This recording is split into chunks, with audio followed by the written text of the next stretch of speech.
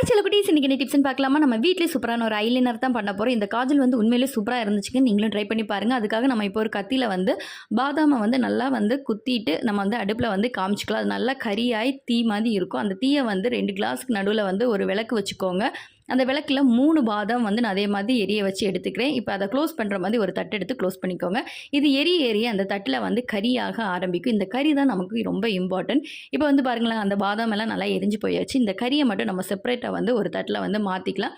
லைட்டாக ஏதாவது வந்து ஒரு கார்டு வச்சு நீங்கள் இப்படி எடுத்தாலே போதும், சூப்பராக அந்த கறியெல்லாம் வந்துடும். இப்போ இந்த கறியில் என்ன பண்ண போகிறோம்னா, நம்ம வந்து நெய் சேர்க்க போகிறோம். அது ஒரே ஒரு சொட்டு நெய் தான் சேர்க்கணும். ஏன்னா அதுவே கொஞ்சமாக தானே இருக்குது. ஸோ ஒரே ஒரு ட்ராப் சேர்த்துட்டு நம்ம வந்து 100 டைம்ஸ் மாய்ஸ்சரைசர் கீவ்ஸ் பண்ணோம்ல, அதே மாதிரி இதே வந்து ஒரு 7 டைம்ஸ் நீங்கள் பண்ணாலே போதும். நம்மளுடைய ஐலைனர் சூப்பராக வந்து ரெடி ஆயாச்சு.